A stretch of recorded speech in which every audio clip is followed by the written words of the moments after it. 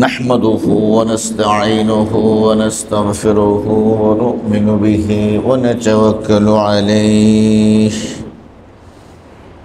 ونعوذ بالله من شرور أنفسنا ومن سيئات أعمالنا من يهد الله فلا مضل له ومن يضلله فلا هادي له وأشهد أن لا إله إلا الله وحده لا شريك له وأشهد أن سيدنا وحبيبنا محمدًا عبده ورسوله الذي أرسله بالحق بشيرًا ونذيرًا وداعيًا إلى الله بإذنه وسراجًا منيرًا قال الله تعالى في القرآن الكريم والفرقان الحميد أعوذ بالله من الشيطان الرجيم بسم الله الرحمن الرحيم يا أيها الذين آمنوا كتب عليكم الصيام كما كتب على الذين من قبلكم لعلكم تتقون اللهم صل وسلم وبارك على محمد وعلى آله وصحبه أجمعين সম্মানিত শ্রদ্ধেয় মুসল্লি ভাইয়েরা, মাহে রমজানের আগে আমাদের সামনে আরও একটা জুমা অবশিষ্ট রয়েছে। এই জন্য রমজানের পূর্ব প্রস্তুতি হিসেবে বিগত জুমায় আমি কিছু কথা বলেছিলাম, আর সেটা হলো সিয়ামের পূর্ব শর্ত হলো ঈমান। ঈমানের আবশ্যকতা নিয়ে বিগত জুমায় আমি আপনাদের সামনে কিছু কথা বলেছি। আমাদের বক্তব্যগুলো রেকর্ড হচ্ছে, যাদের সুযোগ হয় প্রয়োজনে বিশেষ বিশেষ অংশ বাসা বাড়িতে আপনারা আবার শুনতে পারেন, পরিবারের সদস্যদেরকে আপনারা শোনাতে পারেন, এবং সেখানে যে আয়াতগুলো হাদিসগুলো আমরা ব্যবহার করি সেগুলোও আপনারা ব্যবহার করে ইসলাম প্রচারে নিজেদেরকে সম্পৃক্ত রাখতে পারেন। আজকেও আমি রমজানের পূর্বের প্রস্তুতি হিসেবে ঈমান ভঙ্গের কারণগুলো আলোচনা করার চেষ্টা করব ইনশাআল্লাহ। আমরা যারা এখানে আছি আমরা প্রত্যেকেই ঈমানদার, এমনটা আমরা মনে করি এবং আশাও করি। এটা আমাদের প্রত্যাশা যে আল্লাহ তাআলা আমাদেরকে মুমিন হিসেবে কবুল করুন। একই সাথে আমাদের এটাও জানা দরকার, এরকম কোনো কর্মকাণ্ড আর বিশ্বাসের সাথে আমরা সম্পৃক্ত আছি কিনা যা আমাদের ঈমানকে ভেঙে দিচ্ছে, ভেঙে দিচ্ছে। অন্যথায় আমরা যদি মনে করি আমি ওযুর উপরে আছি আর সেই আলোকে কোরআন স্পর্শ করছি আর সেই আলোকে আমি সালাত আদায় করতেছি, কিন্তু আমার যে ওযু নাই এটা আমি কেন জানি না? এটা এই জন্য জানি না, ওযু ভঙ্গের কারণগুলো আমার জানা নাই। ওযু ভঙ্গের কারণগুলো আমাদের জানা থাকা দরকার। আমরা যারা ওযু করি, সালাত ভঙ্গের কারণগুলো আমাদের জানা দরকার, যাতে করে আমরা বুঝি আমি কি সালাতের ভিতরে আছি নাকি আমি বের হয়ে গিয়েছি। যেমন ধরুন, ওযু ভঙ্গের একটা কারণ হলো নামাজে উচ্চস্বরে হাসা। আমরা আমাদের মাদ্রাসায় একদিন জোহরের নামাজের সময় নামাজ পড়তেছিলাম, তো ইমাম সাহেব যখন তাকবীরগুলো বলতেছেন, পেছনে একজন পাগল প্রকৃতির লোক নামাজে দাঁড়িয়েছে। ইমামের সাথে সাথে সে মুকাব্বিরের মতো জোরে চিৎকার করে করে আল্লাহু আকবার সামি আল্লাহু লিমান হামিদা বলতেছে। তো মাদ্রাসা তো কামেল থেকে নিয়ে প্রথম শ্রেণী পর্যন্ত সবাই আছে সেখানে। এখন শিশু বাচ্চারা তো এত কিছু বুঝে না, মানে পুরো মসজিদ তারা মানে একেবারে তার আল্লাহু আকবার বলার সাথে সাথে তারাও হাসিতে একেবারে পুরো মসজিদ একেবারে অন্যরকম একটা অবস্থা হয়ে গিয়েছে।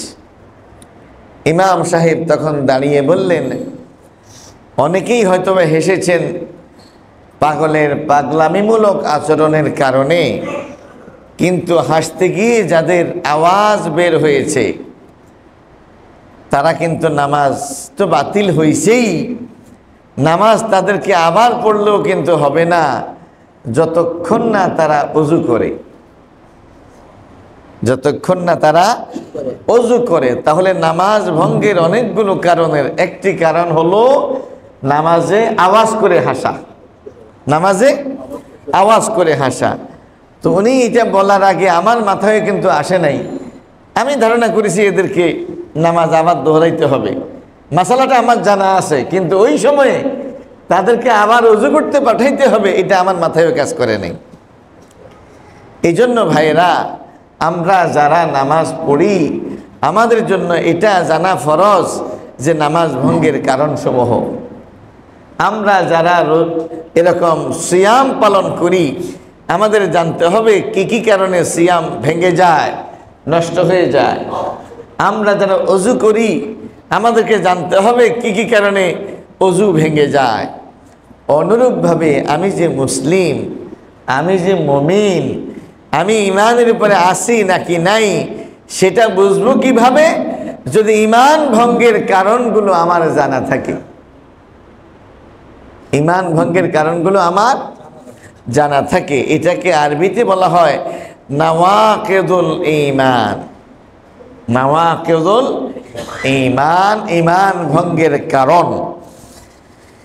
এটা এই জন্য আজকে আলোচনা করার চিন্তা করেছি, যেহেতু বিগত জুমায় আমরা আলোচনা শুনেছি যে সিয়ামের জন্য, রোজা পালনের জন্য ঈমানকে আল্লাহ তাআলা শর্ত করেছেন।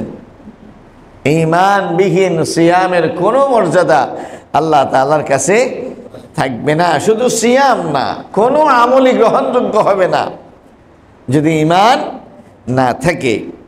তাহলে ঈমান থাকতে হবে, এটা জানলাম। তা আমরা তো আলহামদুলিল্লাহ সবাই ঈমানদার, আর সেই কারণেই আমরা মসজিদে আসি এবং সামনে রোজাও আমরা রাখবো ইনশাআল্লাহ। বাকি থাকলো কি কি কারণে ঈমান আর ইসলাম ভেঙে যায় সেটাও আমাদের জানা দরকার, যাতে করে আমরা ঈমানের উপরে অটল অবিচল থাকতে পারি এবং সতর্কতা অবলম্বন করতে পারি, যাতে করে এমন কোনো বিশ্বাস, আকীদা আর আমল আমাদের দ্বারা না হয় যার কারণে আমি ইসলামের খাতা থেকে বের হয়ে যাব। তন্মধ্যে একটা হলো আশ-শিরকু বিল্লাহ, এবং প্রথম আল্লাহ তাআলা কোরআনুল কারীমের মধ্যে এক জায়গায় বলেছেন, অধিকাংশ বিশ্বাসী ঈমানদাররা আল্লাহর সাথে শিরক করে। ওমা ইউমিনু আকসারু বিল্লাহি ইল্লা ওয়াহুম মুশরিকুন। মানে বিশ্বাস আছে আল্লাহর প্রতি, একই সাথে সে শিরক করে। তাহলে শিরক থাকলে তো আর ঈমান থাকে না। জোকের মধ্যে লবণ পড়লে জোকের অবস্থা কি হয়? শেষ হয়ে যায়। তো ঈমানের সাথে যদি শিরকের সম্পর্ক থাকে ঈমান শেষ হয়ে যাবে। আজকে তো আলোচনার বিষয় শিরক না, সেই জন্য আমি শিরক নিয়ে আজকে লম্বা কথা বলবো না। শুধু এতটুকু জেনে রাখেন যে আল্লাহ তাআলার সাথে শিরকের যদি কোনো সম্পর্ক আমাদের বিশ্বাসের মধ্যে ঢুকে যায় তাহলে কিন্তু আমি বেঈমান হয়ে যাব, আমি অমুসলিম হয়ে যাব। আল্লাহ তাআলা বলছেন, ইন্নাহু মান ইউশরিক বিল্লাহ, নিশ্চয়ই যে ব্যক্তি শিরক করে আল্লাহর সাথে, ফাকাদ হারামাল্লাহু আলাইহিল জান্নাহ, তার জন্য জান্নাতকে আল্লাহ হারাম করে দেবেন। ওয়া মাওয়াহুন নার, তার স্থান হবে জাহান্নাম। ওমা লিয-যালিমিনা মিন আনসার, আর জালিমদের জন্য আল্লাহর পক্ষ থেকে কোনো সাহায্যকারী থাকবে না। আর সবচেয়ে বড় জুলুম হলো শিরক করা। সবচেয়ে বড় জালিম হলো যে ব্যক্তি শিরক করে। যে ব্যক্তি কি করে? ইন্না শিরকা লাযুলমুন আযীম। লোকমান তার ছেলেকে নসিহত করতে গিয়ে বলেছেন, নিশ্চয়ই শিরক হলো সবচেয়ে বড় জুলুম, সবচেয়ে বড় অন্যায়, সবচেয়ে বড় অপরাধ। সেজন্য যে কোনো বড় বড় শিরক এবং ছোট শিরক থেকে আমাদেরকে বেঁচে থাকতে হবে। সর্বোপরি আল্লাহ তাআলার কাছে দোয়াও করতে হবে, যেমনটি আল্লাহর রাসূল সাল্লাল্লাহু আলাইহি ওয়াসাল্লাম দোয়া করেছেন, আল্লাহুম্মা ইন্নী আউযু বিকা মিন আন উশরিকা বিকা ওয়া আনা আ'লাম ওয়াস্তাগফিরুকা লিমা লা আ'লামু। আয় আল্লাহ, আমি আপনার কাছে পানাহ চাই সেই শিরক থেকে যেই শিরক সম্পর্কে আমি জানি, মানে জানা শিরক, এবং ওই সমস্ত শিরক থেকে পানাহ চাই যেটা আমার জানা নেই, মানে অজানা শিরক। এই জন্য শিরক সম্পর্কে জানতে হবে। আবার না জেনে কোনো আমি নিজের ধ্বংস করে ফেলতেছি কিনা সেটার জন্য আল্লাহ তাআলার কাছে প্রোটেকশন কামনা করা, যেটা আল্লাহ রাসূল সাল্লাল্লাহু আলাইহি ওয়াসাল্লাম নিজেই করেছেন। কুরআনুল কারীমের মধ্যে আল্লাহ তাআলা শিরক সম্পর্কে বলছেন, লা ইন আশরাকতা, ও মুহাম্মদ যদি তুমি শিরক করো, লা ইয়াহবাতান্না আমালুক, তোমার জীবনের সমস্ত আমল বাতিল হয়ে যাবে। নবী সাল্লাল্লাহু আলাইহি ওয়াসাল্লাম কি এই ধমক কে দিয়েছেন? আল্লাহ তাআলা। বালিল্লাহ ফা'বুদ, সুতরাং ইবাদত করো কেবলমাত্র আল্লাহর। ওয়াকুম মিনাশ শাকিরিন, আর তুমি কৃতজ্ঞ গোলামদের অন্তর্ভুক্ত হয়ে যাও। মূলত এই কথাটা আল্লাহ তাআলা শুধু নবী মুহাম্মদ সাল্লাল্লাহু আলাইহি ওয়াসাল্লামকে বলেন নাই, আদম থেকে নিয়ে মুহাম্মদ সাল্লাল্লাহু আলাইহি ওয়াসাল্লাম পর্যন্ত লক্ষাধিক নবী এবং রাসূল প্রত্যেককে আল্লাহ তাআলা ইন্ডিভিজুয়ালি বলেছেন, হে মূসা, হে ঈসা, হে মুহাম্মদ, হে ইব্রাহিম, হে আদম, হে নূহ, হে জাকারিয়া, যত নবী আছে সবাইকে আল্লাহ লক্ষ্য করে বলছেন, তুমি যদি শিরক করো তোমার জীবনের সমস্ত আমল বরবাদ হয়ে যাবে। আল্লাহ তাআলা আমাদেরকে বুঝার তৌফিক দান করুন, সবাই বলেন আমিন। এই গেল একটা, 10টার কয়টা গেল? একটা। শিরক নিয়ে যদি অন্য কোথাও আলোচনা থাকে সেটা আপনারা শুনে নেবেন। আজকে এই বিষয়ে কথা বললে অন্য বিষয়গুলো বলা যাবে না। 2 নম্বর হলো যেই কারণে মানুষ অমুসলিম হয়ে যায়, মুসলিমরা অমুসলিম হয়ে যায়, মান জাআলা বাইনাহু ওয়া বাইনাল্লাহি ওয়াসাইত ইয়াদউহুম, যারা আল্লাহ আর নিজের মাঝে মিডিয়া বানিয়ে নেয়, মিডিয়া মাধ্যম বানিয়ে নেয়। কেন বানায়? যে সে আল্লাহকে ডাকে না, ওই মিডিয়াকে ডাকে। কি? কাকে ডাকে? টাকা পাঠায় বাবা, মাধ্যম হলো ডাকপিয়ন। এখন বাবা যদি, সন্তান যদি বাবার কথা বলে গিয়ে ডাকপিয়নের কাছেই টাকা চায়, এই মাসের টাকা কই, এই মাসের টাকা কই, এই মাসের টাকা কই, তাহলে বাবা কি কইব? আমাদের জীবনের সমস্ত ক্ষতি কে আমাদেরকে রক্ষা করে? আমাদের জন্য যা যা প্রয়োজন সব কিছু কে দান করে? আল্লাহ দান করে। এখন আপনি আল্লাহর কাছে আপনার সমস্যার সমাধানের কথা না বলে আপনি গিয়ে বলতেছেন খাজা মঈনুদ্দিন চিশতি রহমতুল্লাহ আলাইহি। আপনি আপনার আবেদন জানাচ্ছেন আব্দুল কাদের জিলানী রহমতুল্লাহ আলাইহির কাছে। আপনি গিয়ে সন্তান চাচ্ছেন আমাদের শাহজালাল রহমতুল্লাহ আলাইহির কাছে। আপনি আপনার সমস্যাগুলো উপস্থাপন করতেছেন 12 আউলিয়ার কাছে। এটা কি তাদের কাজ? এই কাজটা কি তাদের?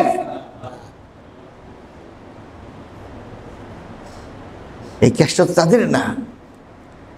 আপনার জীবনের সমস্ত সমস্যার সমাধান কে করবে? কে করবে?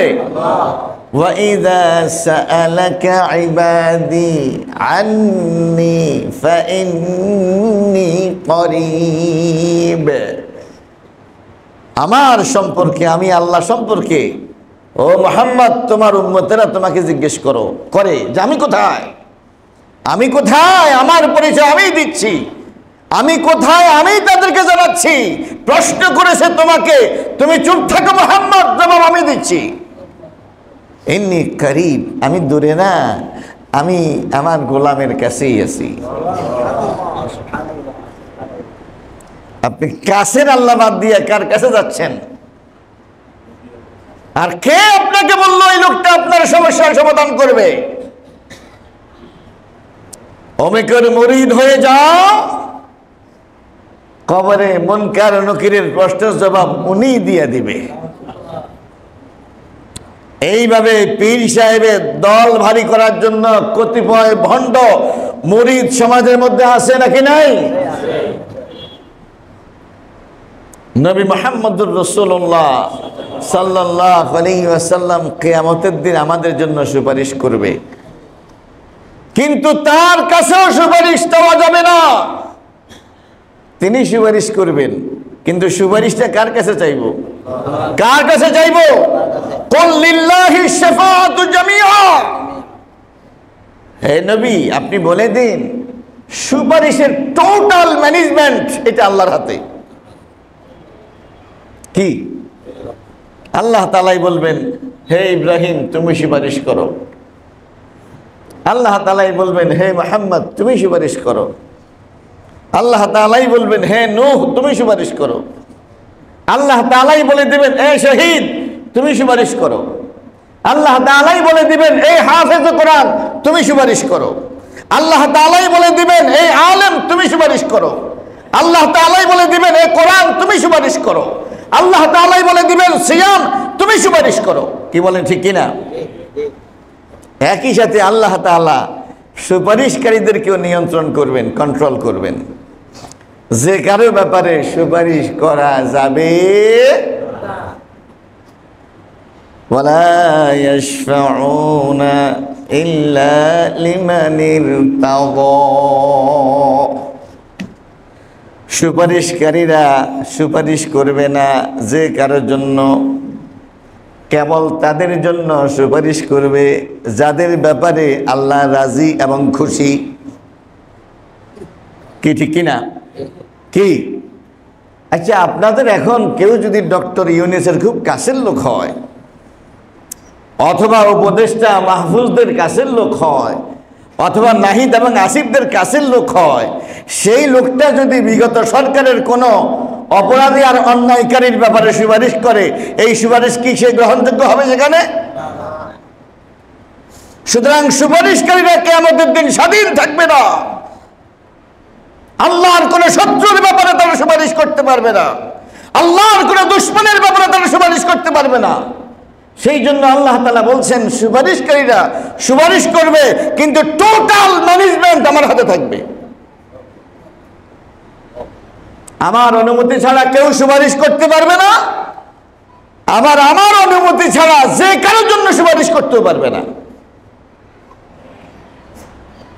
এই জন্য নবী মুহাম্মদ সাল্লাল্লাহু আলাইহি ওয়াসাল্লামের কাছে আপনি সুপারিশ না চেয়ে আপনি আল্লাহর কাছে চাইবেন, হে আল্লাহ, কিয়ামতের দিন আপনার হাবিব যাদের জন্য সুপারিশ করবে সেই সমস্ত সৌভাগ্যবানদের তালিকায় আমাকেও রাখেন।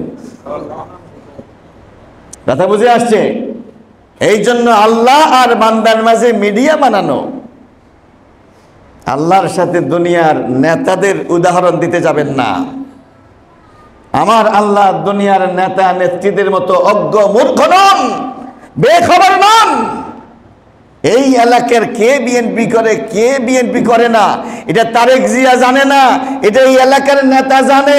এই জন্য এই এলাকার নেতার সহযোগিতার দরকার হয় তারেক জিয়ার, কি বলেন ঠিক কিনা? কিন্তু আল্লাহ তাআলার ব্যাপারটা কি এরকম? তাহলে কেন এই কথা আমাদেরকে বলা হচ্ছে? সরাসরি কি প্রধানমন্ত্রীর কাছে যাওয়া যায়?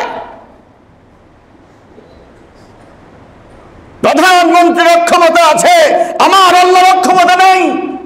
প্রধানমন্ত্রী দিনে 100 জন 500 জন 5000 লোকের সাথে সাক্ষাৎকার দিতে পারে, 10,000 লোকের সাথে কথা বলতে পারে না, 10 লক্ষ লোকের সাথে কথা বলতে পারে না, 1 কোটি মানুষের সাথে কথা বলতে পারে না। কিন্তু আমার আল্লাহ 1 সেকেন্ডে হাজার লক্ষ কোটি ট্রিলিয়ন বিলিয়ন তার সৃষ্টির সাথে কথা বলতে পারে এবং তাদের সমস্যার সমাধান করতে পারে। দুনিয়ার অক্ষ মূর্খ অথর্ব নেতা নেত্রীদের সাথে আমার আল্লাহকে তুলনা করতে যাও। এইভাবে আল্লাহর গোলামগুলোকে আল্লাহ থেকে ফিরাইয়া কবরে পাঠাই দিছে। কই পাঠাই দিছে? কবরে পাঠাই দিস। দেখছেন না কত কিছুদিন আগে জাহাঙ্গীর হুজুর একটা পাগড়ি মাথার দেয়, পান খায়, মেট্রিক পরীক্ষার্থী ইন্টার পরীক্ষার্থী পোলাপাইনদেরকে মাজারে নিয়ে গেছে, গিয়া ওনার কাছেই আবেদন করতেছে, বাবা ওরা আপনার কাছে আসছে, আপনার কদম মোবারকে আসছে, তাদের সামনে পরীক্ষা, আপনি তাদের প্রতি রহম করেন, তাদের প্রতি দয়া করেন। বাবাই সমস্যার সমাধান করবে, তুই মৌলবি হইয়া এটা শিখাস, এটা শিরকে আকবার। আল্লাহ বলতেছেন আমি কাছে, আমাকে ডাকার জন্য কোথাও যাওয়ার দরকার নাই। মক্কায় গেলেও আমারে পাইবা, মদিনায় গেলেও আমারে পাইবা, বাংলাদেশে গেলেও আমাকে পাইবা, মসজিদেও আমারে পাইবা, তোমার বিছানায় তুমি আমাকে পাইবা। দাঁড়ানো অবস্থায় আমাকে রাখতে পারো, বসা অবস্থায় আমাকে রাখতে পারো, শোয়া অবস্থায় আমাকে রাখতে পারো, কোনো সমস্যা নেই। আমার চাইতে বান্দা তোমার আর কাছে কোনো অভিভাবক নাই। সুতরাং আল্লাহ আর বান্দার মাঝে কোনো মিডিয়া সাব্যস্ত করা যে মিডিয়াই আমার সমস্যার সমাধান করে দেবে, আমি মিডিয়া পর্যন্ত যাব, মিডিয়া আল্লাহ পর্যন্ত যাবে, এই শয়তানিটার নাম হলো শিরকে আকবার। সালাতের মধ্যে আমি যখন কথা বলি, আমি আমার আল্লাহকে সামনে রেখেই কথা বলি। ইয়্যাকা না'বুদু ওয়া ইয়্যাকা নাস্তাঈন, ইয়্যাকা কেবলমাত্র তোমার ইবাদত করি, আল্লাহরে বলতেছি, কেবলমাত্র তোমার কাছে সাহায্য চাই। সুবহানাল্লাহ। মিডিয়া কোথায়? মিডিয়া হলো নবী এবং রাসূলগণ হলেন দাওয়াতের মিডিয়া, তালিমের মিডিয়া। কিসের মিডিয়া? ওনারা আমাদেরকে দাওয়াত দিয়েছেন, আল্লাহর পরিচয় শিখিয়েছেন, আল্লাহর দিকে আহ্বান করেছেন। কিন্তু ওনারা যখন ইবাদত করে উনি আর উনার আল্লাহ, উম্মতরা যখন আল্লাহর ইবাদত করবে উম্মত আর আল্লাহ। উম্মত নবীর কাছ থেকে শিখে নেবে আমি আল্লাহরে কেমনে ডাকবো, উম্মত নবীর কাছ থেকে শিখে দিবে যে আল্লাহর পরিচয় কি, আল্লাহ কত বড়, আল্লাহ কত কাছে, আল্লাহর কাছে আমি কি কি চাইতে পারবো, কি কি চাইতে পারবো না, এইটা নবীর কাছ থেকে শিখবে। এই ক্ষেত্রে মিডিয়া গ্রহণ এটা নাজায়েজ নয়, কিন্তু ইবাদত হবে, দোয়া হবে ডাইরেক্টলি আল্লাহর বান্দার মাঝে। আল্লাহ তাআলা আমাদেরকে বুঝার তৌফিক দান করুন। কয়টা গেছে? আপনাকে আসেন জীবিত। 3 নাম্বারটা হলো মান লাম ইয়াকফুর আল মুশরিকিন আও ইয়াশুক্কু ফি কুফরিহিম আও সাহহাহা মাযহাবাহুম ফাকাদ কাফারা। যেই 10টা বিষয়ে ওলামায়ে কেরাম ঐক্যমত্য বসে।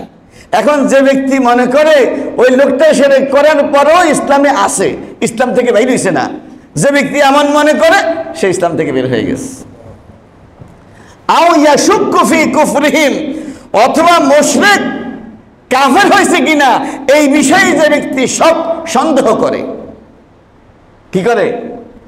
আও সাহহাহা মাযহাবাহুম, অথবা মুশরিকের মাযহাব, মুশরিকের মত তার পথ তার পদ্ধতিকে যারা সার্টিফাই করে না এটাও ঠিক, এটা কি, এটা ঠিক, এটাকে সহি মনে করে, ফাকাদ কাফারা, সে ইসলাম থেকে বের হয়ে কাফের হয়ে গেছে।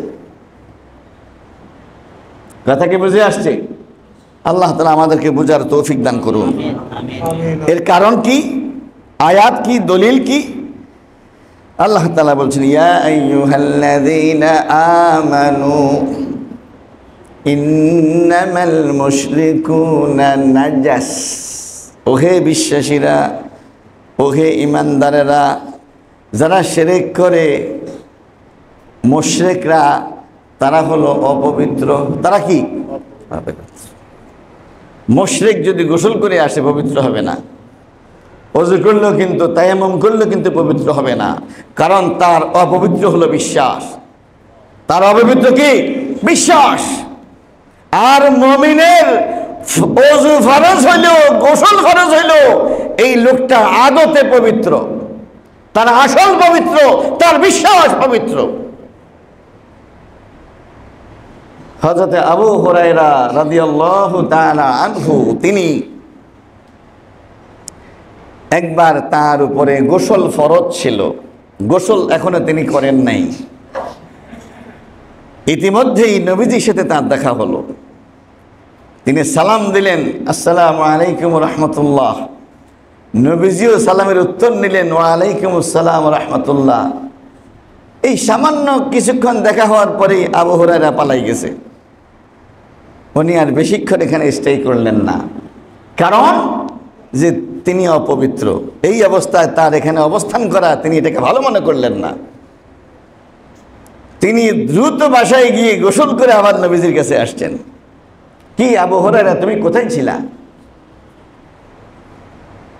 তুমি দেখা করে আবার চলে গেলা?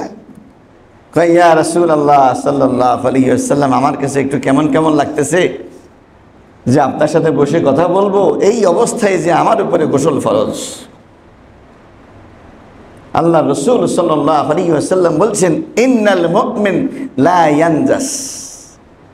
ও আবু হুরায়রা, মুমিন তো অপবিত্র হয় না, তার উপরে গোসল ফরজ, গোসল করলে তার ময়লা দূর হয়ে যাবে। তার উপরে ওযু ফরজ, ওযু করলে সে নামাজে দাঁড়াইতে পারবে। কিন্তু এই কারণে সে তো অপবিত্র হয়ে যায় নাই, কারণ তার ভিতরে তো তাওহীদের বিশ্বাস রয়েছে, একত্ববাদের বিশ্বাস রয়েছে। মুমিন অপবিত্র হয় না। কিন্তু যত সুন্দর জামাই আপনি পরুন না কেন, যত চমৎকার গ্রান আপনি ব্যবহার করেন না কেন, যত দামি সাবান আপনি ব্যবহার করেন না কেন, আপনার হৃদয়ে যদি শিরকের দোষ থাকে, কুফরের দোষ থাকে, নিফাকের দোষ থাকে, তাহলে আপনি হাজারবার গোসল করলেও আপনি পবিত্র হতে পারবেন না। পবিত্র হওয়ার জন্য ওই পবিত্র বিশ্বাস ঝেড়ে ফেলে দিয়ে পবিত্র তাওহীদের কালিমা গ্রহণ করতে হবে। যেই কালিমা পরে আমরা মুসলমান হই, এই কালিমাটার নামই হলো কালিমায়ে তাইয়্যিবা। কি নাম? তাইয়্যিব মানে কি? পবিত্র। এই পবিত্র কালিমা, পবিত্র বিশ্বাস গ্রহণ করার আগ পর্যন্ত কেউ নিজেকে পবিত্র দাবি করতে পারবে না। এটা হলো ইসলামের বিশ্বাস। এখন কালিমা গ্রহণ করে, কালিমায়ে তাইয়্যিবা গ্রহণ করে আপনি মুসলমান হয়েছেন, এখন আরেক লোক এটা গ্রহণ করেন নাই, আপনি বলতেছেন সেও ভালো, আপনিও ভালো। ইসলামের বক্তব্য হলো ওইটা যে নষ্ট, ওইটা যে অপবিত্র, এটা আপনি বললেন না, বিশ্বাস করলেন না, অথবা এটা নষ্ট কিনা আপনি সন্দেহ পোষণ করলেন, এই কারণে আপনি কাফের হয়ে গেছেন।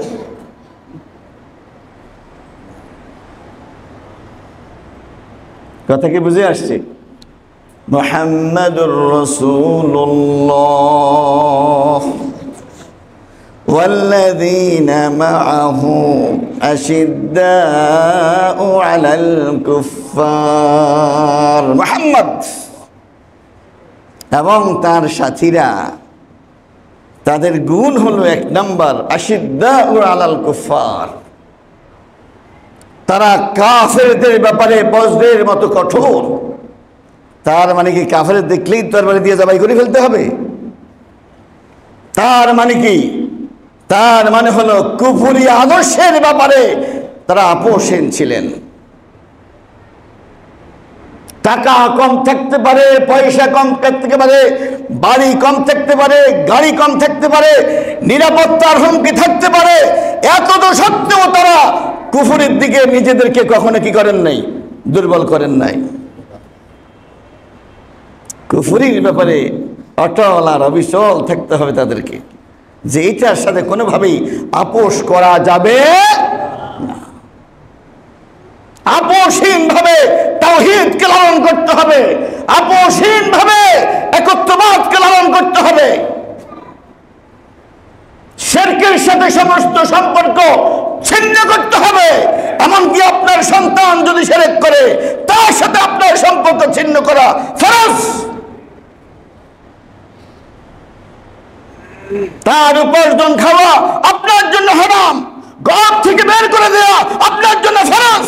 এটা হলো আশিদ্দাউ আলাল কুফার।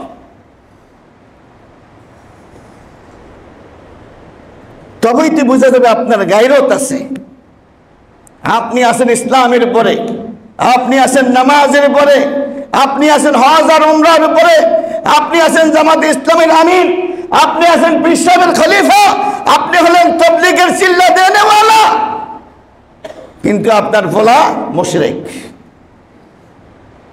আপনার মাইয়া সেকুলার, আপনার নাতি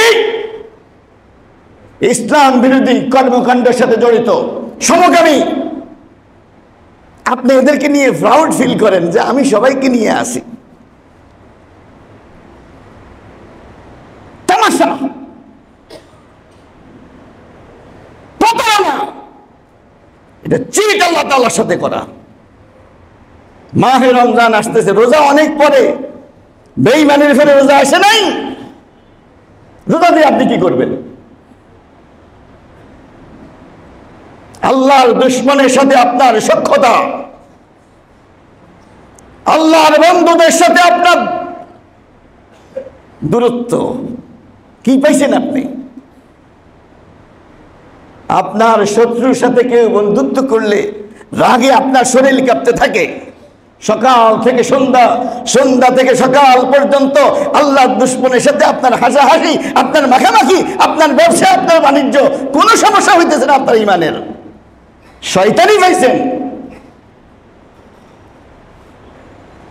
এই জন্য ওই ব্যক্তিও কাফের, যে ব্যক্তি মুশরিককে অপবিত্র মনে করবে না, সে যে কাফের হয়ে গেছে এই বিষয়ে যদি আপনি সন্দেহ পোষণ না করেন, ইসলামের সীমা থেকে আপনি বের হয়ে যাবেন।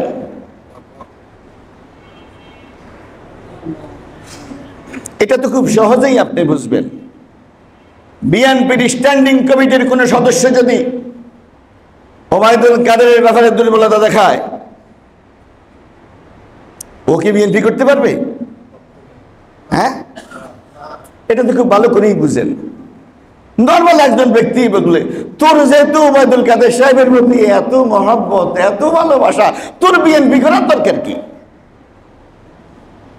বলবে না? দুনিয়াবী দলের মধ্যে যদি এরকম বাধা, সীমা, দেয়াল এটা ফলো করতে হয়, আল্লাহ তাআলার আপনি গোলাম, প্রিয় গোলাম, জান্নাতি গোলাম, আপনাকে কিচ্ছু ফলো করার দরকার নাই। আপনি সব প্রমাণ করে দিয়েছেন যে আমি উদার মনের লোক, শুকনা বীজা যা আছে সব এখানে স্থান পাবে, ঈমান, কুফর, শিরক কোনো সমস্যা নাই, এই হৃদয়ে সবার জায়গা আছে। আল্লাহ তাআলা আমাদেরকে বুঝার তৌফিক দান করুন, সত্য উপলব্ধি করার তৌফিক নসিব করুন। কয়টা গেছে? আরেকটা হলো, শেষেরটা বলবো, মাঝখানেটা অনেক লম্বা হয়ে যাবে, মনে হয় আরো এক জমা কথা বলতে হবে। আল ইরাজ আন দীনিল্লাহ লা ইয়াতাআল্লামুহু ওয়া লা ইয়ামালু বিহি। নাউযুবিল্লাহ, নাউযুবিল্লাহ, নাউযুবিল্লাহ। খুব সম্ভবত আমাদের প্রত্যেকে এবং আমাদের প্রত্যেক পরিবার কম বেশি এই দোষে দুষ্ট। শেষটা আল আয়রাজ আন দীনিল্লাহ, আল্লাহর দিন থেকে মুখ ফিরিয়ে নেয়া। লা ইয়াতাআল্লামুহু, আল্লাহর দিন কি এটা সে জানে না, জানার চেষ্টাও করে না। ওয়ালা ইয়ামালু বিহি, এটা নিয়ে তার কোনো আমলও নাই। বুঝেন নাই কথা? এই যে এতক্ষণ দিন ইসলাম নিয়ে আমরা এতগুলো কথা বললাম, এটা কি গুরুত্বপূর্ণ নাকি গুরুত্বপূর্ণ না? এখন এই গুরুত্বপূর্ণ কথাগুলো শোনার জন্য আপনি প্রত্যেক দিন 12টার দিকে মসজিদে এসে যান, কিন্তু আপনার ছেলে আর মেয়েটার জন্য আপনি 12 জন টিচার রাখছেন। কয়জন? 12 জন। সকাল থেকে সন্ধ্যা পর্যন্ত, সন্ধ্যা থেকে সকাল পর্যন্ত স্যার আইয়া যায়, স্যার আইয়া যায়। দিন ইসলাম বলতে একটা জিনিস আছে, এটা আপনি আপনার ছেলের কানে দিতে চান না, মেয়ের কানে দিতে চান না, কারণ তার দুনিয়া ক্ষতিগ্রস্ত হবে। কারণ আপনি তো তাকে ডাক্তার বানাইবেন, তাকে ইঞ্জিল বানাইবেন, তাকে উড়াজাহাজ বানাইবেন। আপনি, আমার সামনে বসতো একটা ছেলে, এই জায়গায় সোহান নামে একটা ছেলে, ফাঁকে ফাঁকে সে এরকম জুমার নামাজে তার সাথে দেখা হইতো। একদিন তাকে জিজ্ঞেস করলাম, তুমি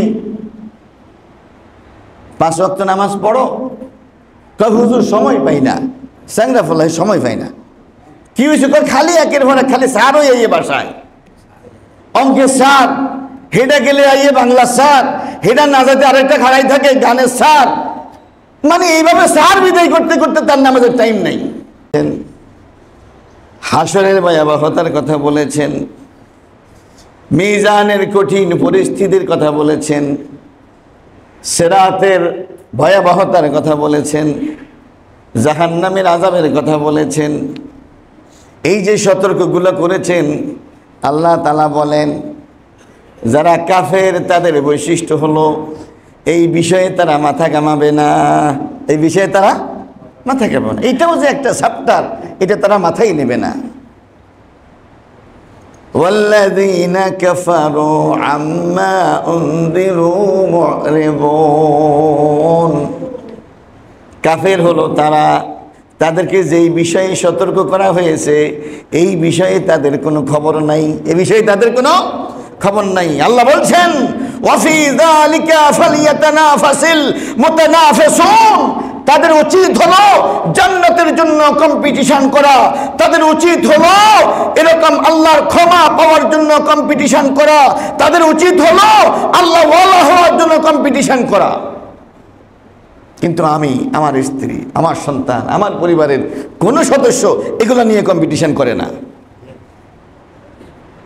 তাদেরকে আমি কম্পিটিশনে লাগাই দিছি কি, বাবা তোমাকে কিন্তু সাকিব আল হাসানের মতো হতে হবে, কি প্রতিযোগিতা লাগাই দিছি। তোমাকে হতে হবে ওই মুশফিকুর রহমানের মতো, কি প্রতিযোগিতা লাগাই দিছেন। তোমাকে হতে হবে বাবা, তুমি যেভাবে ঘুরতে পারো, দুলতে পারো, তোমাকে হইতে হবে মমতাজের মতো, এক জায়গায় যাইবা 1 লাখ টাকা কামাই ফেলাইবা, বেতন কইরা কয়টা পাইবা? বুঝেন নাই? বাবা হিসেবে আপনার জন্য এটা ফরজ, আপনার সন্তান কাকে ফলো করবে এটা সামনে নিয়ে আসা।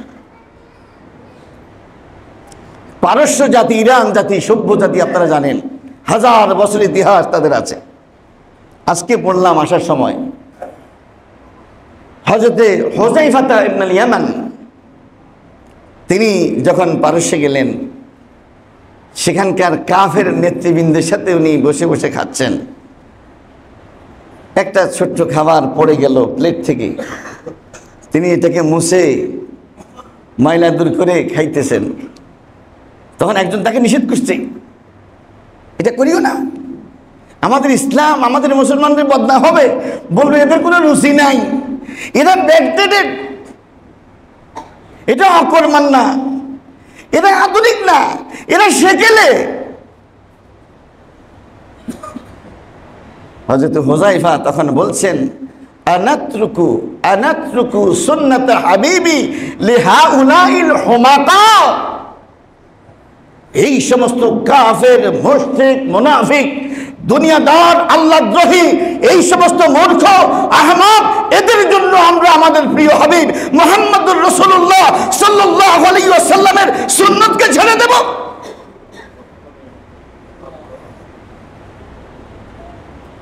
আপনার তো দায়িত্বের মধ্যে এটা পড়ে আপনি আপনার সন্তানকে হুযায়ফা ইবনে ইয়ামানের মতো বানানোর জন্য বলবেন যে বাবা তুমি তার জীবনী পড়ো।